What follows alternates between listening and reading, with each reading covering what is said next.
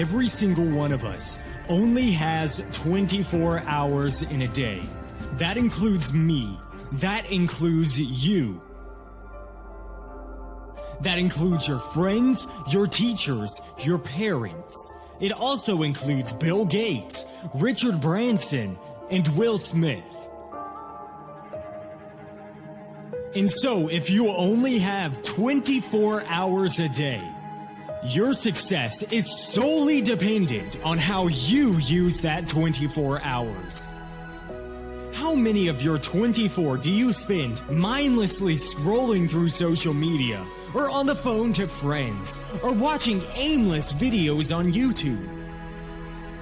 So what's the difference between someone who is successful in their education, or in business, or however you want to define it, and someone who is unsuccessful?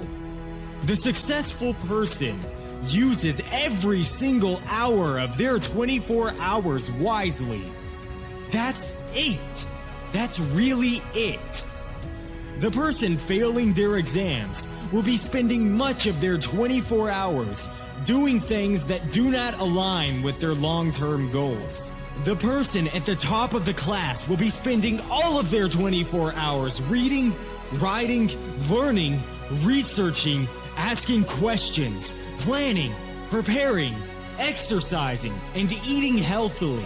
Because I can tell you all about your life if you show me your schedule and you stick to it. If there are empty gaps in the schedule where you're not doing anything productive, I know exactly where you're going to be in 10 years' time.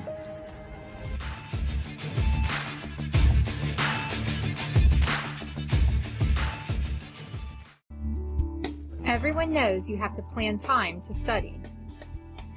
The question most people have is, how much time should I be spending on schoolwork? Take the total number of credit hours you're enrolled in, multiply that number by 2, and you get the answer to how much time you should be studying each week. For example, 18 credit hours of coursework times 2 is 36 hours of study time. Add in the 18 hours of instruction time, and you end up with a 54-hour time commitment to school each week.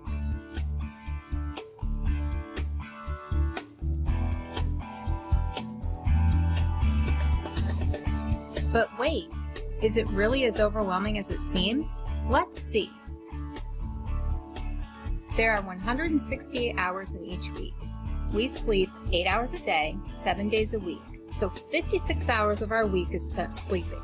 Take that time out of the 168 and we are left with 112 hours of awake time each week. Remember, we said an 18 credit hour course load equates to 54 hours of school time. So if we are awake for 112 hours and we subtract the 54 hours of schoolwork, we're left with 58 hours of free time for the week. Let's look at a 15 credit hour course load. The total time commitment for schoolwork is 45 hours.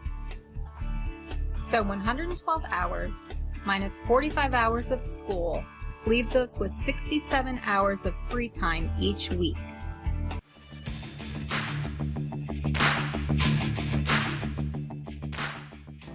No one can live without a routine.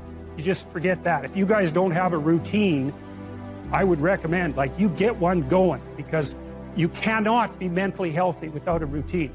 You need to pick a time to get up.